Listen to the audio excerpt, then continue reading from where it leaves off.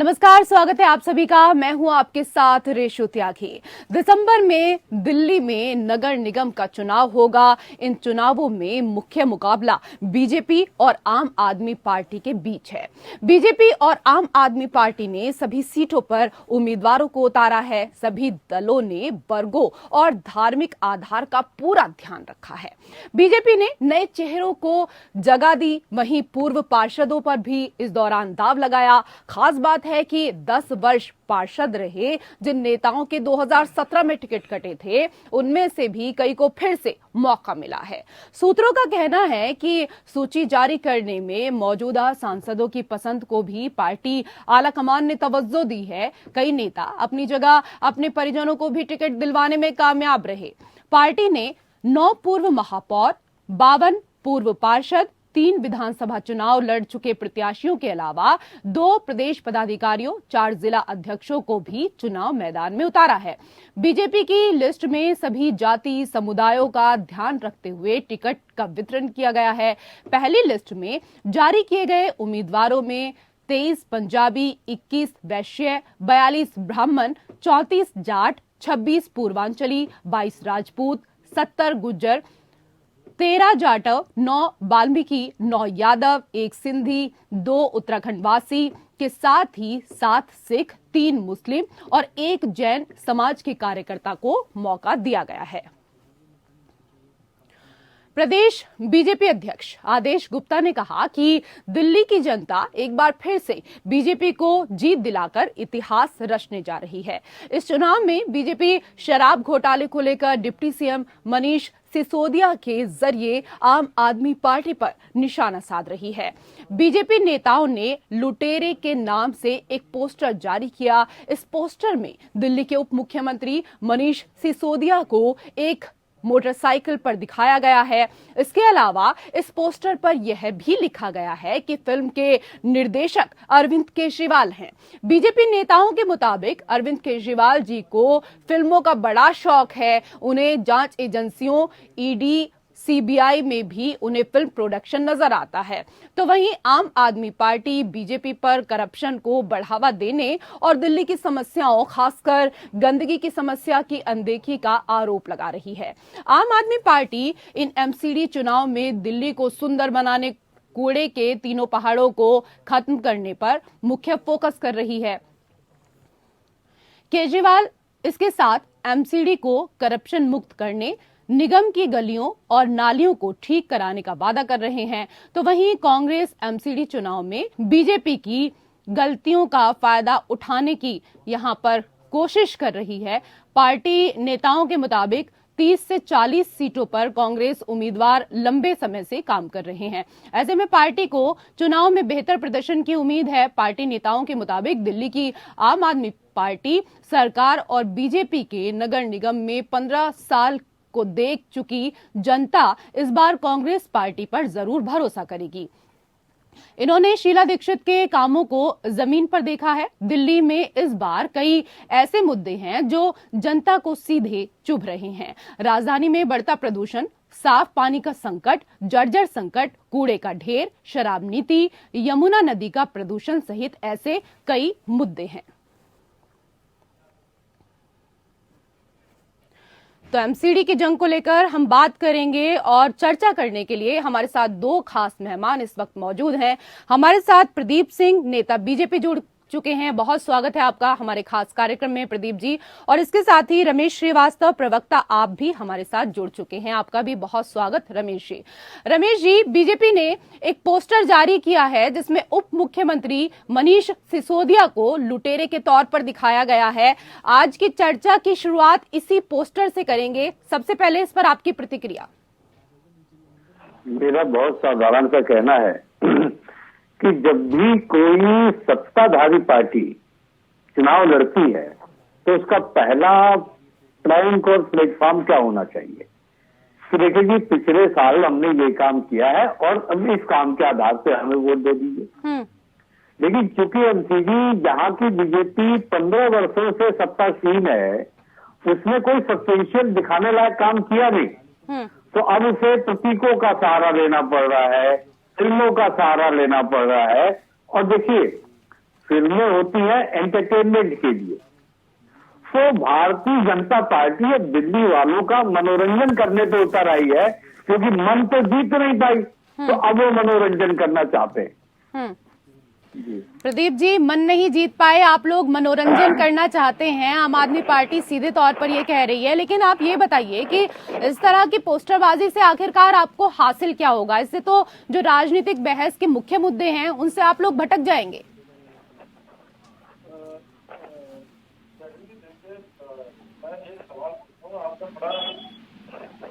सवाल था कि पार्टी में लोग आता है जब अरविंद केजरीवाल के हिंदू प्रतीकों को स्वास्थ्य के प्रतीक में उन्होंने तंज कसा था, जो झाड़ू लेकर के स्वास्थ्य को मारते दिखाया था, तब किसी ने पूछा था उनसे कि इस प्रकार के प्रतीकों से क्या निकलेगा, क्या हासिल होगा। आज घोषित हो चुका है कि अरविंद केजरीवाल जो कि दिल्ली के मुख्यमंत्री हैं, जब तक उनकी पंजाब में सरकारें नहीं, सारी समस्या वहां से थी, और आज जब उनकी वहां पे सरकार है तो प्रदूषण तो वैसा ही है। दिल्ली में 57,895 करोड़ का लोन है दिल्ली के जल बोर्ड के ऊपर। इसका कोई जवाब है क्या? क्या है पैसों का अरविंद केजरीवाल का? तो देखिए, ये साहित्य जो छपता है या जो पढ़ता है समाज में, तो हो रही परिस्थितियों के आधार पर बनाया या बांटा जाता है। तो अरविंद केजरीवाल जी हमारे पवित्र धार्मिक चिन्हों का अपमान करते हैं, मजाक उड़ाते हैं। तो हमने तो ऐसा कुछ नहीं किया, हमने तो केवल एक प्रतीकात्मक पोस्टर जारी किया जिससे दिल्ली की जनता समझ सके। इसमें जिस भाषा में समझती है दिल्ली की जनता अच्छी तरह से, हम उस भाषा में समझाने का प्रयास करेंगे। अब अरविंद केजरीवाल जी जो आए थे करप्शन हटाने के नाम पे, लोग कहते थे at least he is doing something, where that has those days are gone. कहां गए वो दिन? अब वो लोग भी नहीं दिखाई देते जो कहते थे at least he is doing something. आज सभी को पता हो गया। आप 4 वर्ष, 5 वर्ष पहले, 6 वर्ष पहले, 7 वर्ष पहले आप भी समाज में निकलते हैं, आप भी समाज में देखते होंगे, हम भी निकलते हैं, हम भी देखते हैं जन की बात क्या होती है। लोग आपस में चाय की दुकान होते हैं, आपस में बात करते हुए जहां भी थोड़ा सा कलेक्शन होता है, किस तरह की बातें होती है। हालांकि दिल्ली की जिंदगी बड़ी भाग दौड़ की है, लेकिन फिर भी अब आप देख लीजिए, कोई अगर, देखिए मैं तो अपनी पार्टी का पक्ष रखूंगा, मैं कार्यकर्ता हूँ भारतीय जनता पार्टी का, आप तो निष्पक्ष है ना, आप देखिए और देख करके बताइए क्या स्थिति है। लेकिन प्रदीप जी, आप तो हमेशा आम आदमी पार्टी के ऊपर आरोप लगाते रहे हैं, हमेशा पोस्टर वाली सरकार कहते हैं, हमेशा कहते हैं कि प्रचार के लिए लगातार पोस्टर जारी किया जाता है, विज्ञापन पर इतना खर्च किया जाता है। लेकिन कहीं ना कहीं आपको नहीं लगता कि वही काम आप भी इस दौरान अब कर रहे हैं? त्यागी जी, हम लोगों ने ना किसी की तनख्वाह रोक करके अपने विज्ञापन के लिए नहीं किया, वो हमारी क्षमता नहीं है, उस तरह से हमारा क्षेत्र इजाजत नहीं देता। प्रचार चुनाव आते हैं, हर पार्टियां अपना अपना अपने स्थिति अनुसार विज्ञापन करती है, हर कार्यकर्ता, हर प्रत्याशी विज्ञापन करता है। लेकिन अरविंद केजरीवाल जी ने जो नए मानक स्थापित किए हैं, मुझे नहीं लगता इस देश में कोई उनको जो है तोड़ पाएगा या उसकी बराबरी भी कर पाएगा। एक मनीष सिसोदिया जी के ने एक बोर्ड फॉर्म किया था, एक किसी बोर्ड का गठन किया था, 3,000 करोड़ रुपए कॉर्पस फंड उसमें गया, डिसबर्स कहाँ हुआ, बोगस एंटिटीज को दे दिया गया। अच्छा चलिए ठीक है, आप मोहल्ला क्लिनिक की बात होती है, वो जो डब्बे बने हुए हैं वो किसकी जमीन पे रखे हुए हैं? अगर आपके पास यही सूचना है तो मैं बता देता हूँ। आरटीआई एमसीडी की जंग को लेकर हम बात कर रहे हैं और 4 दिसंबर को एमसीडी के चुनाव दिल्ली में होंगे। बीजेपी और आम आदमी पार्टी को लेकर अगर बात की जाए तो दोनों ही पार्टियां मैदान में हैं और अपनी अपनी तैयारियों में जुटी हुई हैं। इसके साथ ही आरोप प्रत्यारोप का दौर भी शुरू हो गया है और सबसे दिलचस्प बात इस बार देखने को मिल रही है कि एमसीडी चुनाव जैसे ही होने वाले हैं उससे ठीक पहले पोस्टर वॉर भी शुरू हो गया है। हमारे साथ 2 खास मेहमान चर्चा के लिए लगातार जुड़े हुए हैं, प्रदीप सिंह नेता बीजेपी और रमेश श्रीवास्तव प्रवक्ता आप। रमेश जी, निगम चुनाव के दृष्टिगत जिस तरह से, मेरे सवाल को थोड़ा ध्यान से सुनिएगा रमेश जी, निगम चुनाव के दृष्टिगत जिस तरह की टैक्टिस अपनाई जा रही है ये राजनीतिक भ्रामक और उलझाऊ है, इससे कोई समाधान निकलने वाला नहीं है। फिर भी दोनों दलों में इसी की प्रतिस्पर्धा क्यों है? क्या दोनों दल निगम के विषय व भविष्य को लेकर अनजान है या जानबूझकर उस पर बात ही नहीं करना चाहते हैं? हमने अपने चुनाव को मुद्दों पर ही केंद्रित रखा है, कहीं मुद्दों से नहीं भटकाया। पहली बात, हम इनसे इनका रिपोर्ट कार्ड पूछ रहे हैं जहां ये पोस्टर जारी करने की कोशिश कर रहे हैं। दूसरी बात ये है कि आप हाथ कंगन को आलसी क्या, अभी भाजपा नेता ने बोला ना कि आप खुद देख लीजिए, मैं दिखाता हूं, चलिए दिल्ली। एमसीडी की डिस्पेंसरी देखिए, हमारे मोहल्ला क्लिनिक और अस्पताल देखिए, एमसीडी द्वारा संचालित प्राथमिक विद्यालय देखिए, दिल्ली सरकार द्वारा संचालित प्राथमिक विद्यालय देखिए, दिल्ली की पीडब्ल्यूडी द्वारा बनाई गई रोड देखिए, और यहाँ गलियां जो एमसीडी के हवाले हैं, उन गलियों में सड़कों का हाल देखिए। हम सब्सटेंशियल इश्यू पे चुनाव लड़ना चाहते हैं, आइए कंपैरिजन कर लीजिए, दिल्ली के जनता के सामने दूध का दूध पानी का पानी हो जाएगा। दरअसल भारतीय जनता पार्टी क्या करती है, लोगों को भावनात्मक मुद्दों में उलझाती है, मनोरंजक मुद्दों में उलझाती है, और सोचती है कि सामने हम प्रधानमंत्री जी का चेहरा कर देंगे और इनके सारे गुणदोष उस चेहरे के पीछे छिप जाएंगे, जबकि इन्हें पता नहीं है। रमेश जी, भावनात्मक मुद्दों को लेकर तो आप बात ना ही करें तो अच्छा है, क्योंकि जो सवाल आप उठा रहे हैं वो तो आपके ऊपर भी लागू होता है। खैर, यहाँ पर मोदी जी की आपने बात की, तो प्रदीप जी ये बताइए कि निगम लंबे समय से आपके हाथों में है, लेकिन जो उससे जुड़े विषय हैं उन पर कोई स्पष्ट समाधान नहीं दिखाई देता। बावजूद इसके आप में विश्वास की कमी नहीं है? आपको मोदी जी के नाम पर भरोसा है या केजरीवाल जी की कमियों पर? देखिए, निश्चित तौर पे आदरणीय मोदी जी हमारे राष्ट्रीय नेता हैं और हमारे सबसे बड़े नेता हैं, तो उनपे हमें तो हर क्षण हर कण और हर बात में भरोसा है। लेकिन अगर एमसीडी चुनाव की बात की जाए तो उसका सरोकार दिल्ली की जनता के साथ है, और हमें दिल्ली की जनता पे भरोसा है, क्योंकि वो अब सच्चाई जान चुकी है। बहुत तेज आवाज में कहने से मेरी बात तो दिल्ली की जनता ये पोस्टर लगाए ना, अगर दिल्ली की जनता को अगर परेशानी है आम आदमी पार्टी से, तो वो तय करेगी। आप लोग क्यों कूद के आगे आगे आ रहे हैं?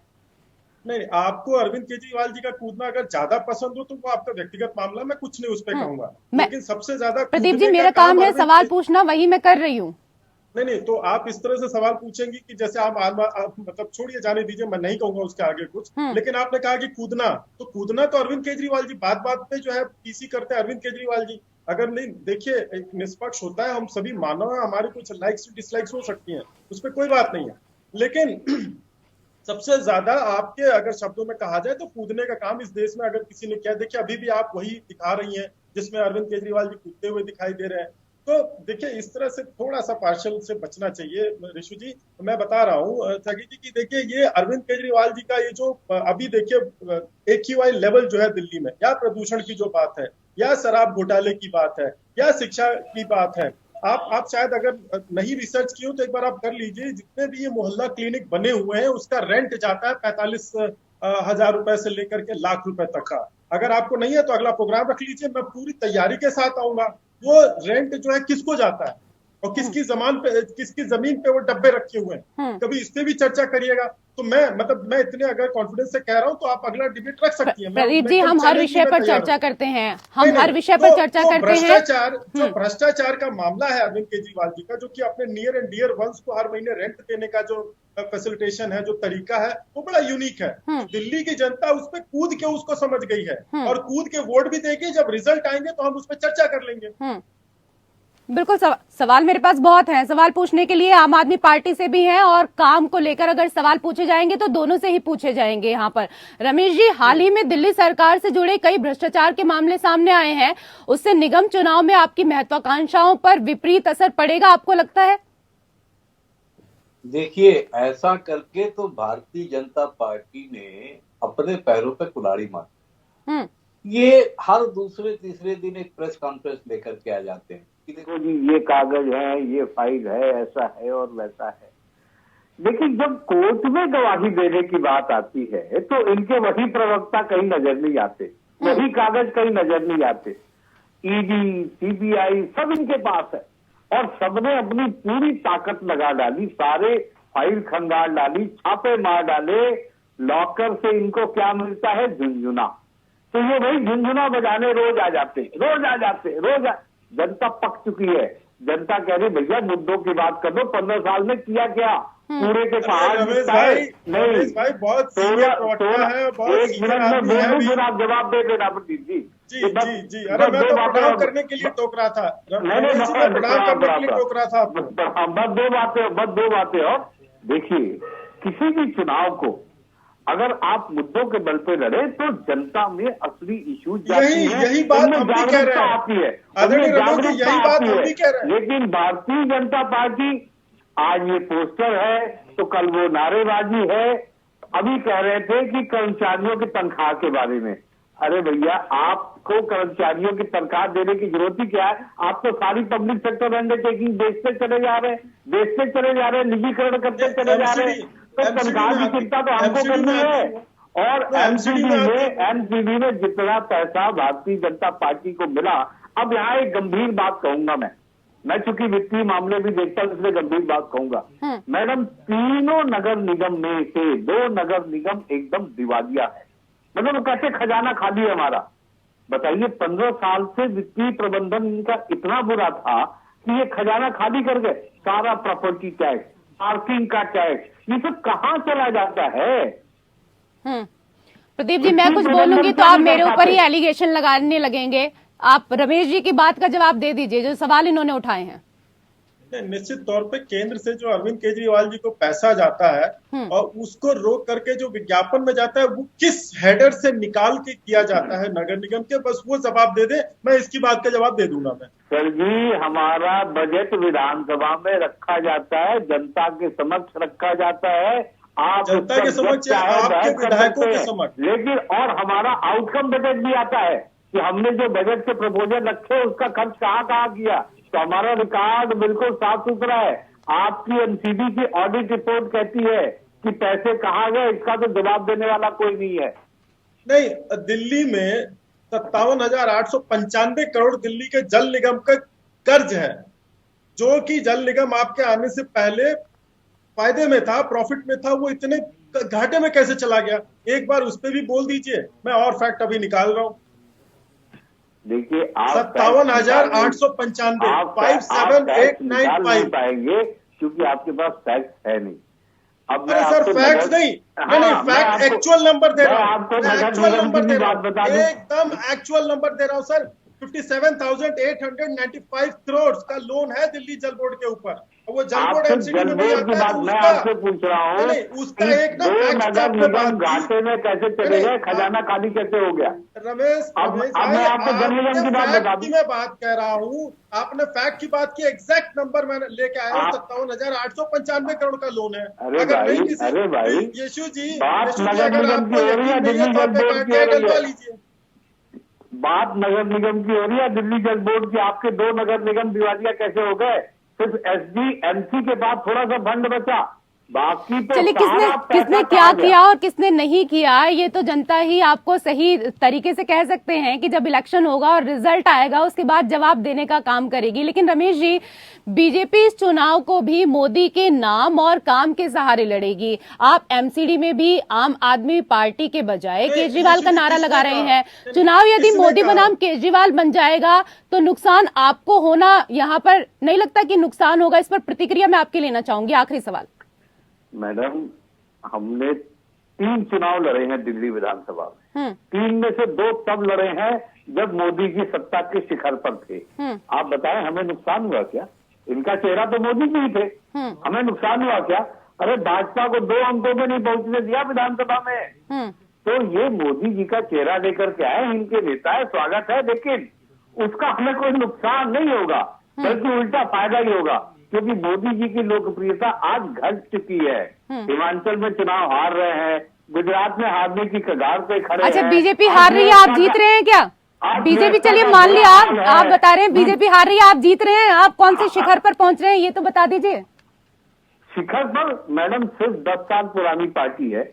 दिल्ली में तीसरी बार हम सत्ता में हैं। क्या है? पंजाब में हम सत्ता में है, पंजाब की सेवा कर रहे हैं, और अब गुजरात में हमें मौका मिलने वाला है। गोवा में हमारे 2 विधायक है। आप देखिए, 1500 जनप्रतिनिधि हो चुके हैं हमारे। दिल्ली में भी सम्मेलन हुआ था। कौन सा ऐसा पॉलिटिकल स्टार्टअप है जो 10 साल में इतना आगे बढ़ गया? चलिए, बहुत बहुत शुक्रिया, बहुत शुक्रिया। समय का अभाव है, बहुत शुक्रिया आप दोनों का इस चर्चा में जुड़ने के लिए। और इसी के साथ हमारे खास कार्यक्रम एमसीडी की जंग में फिलहाल इतना ही। नमस्कार।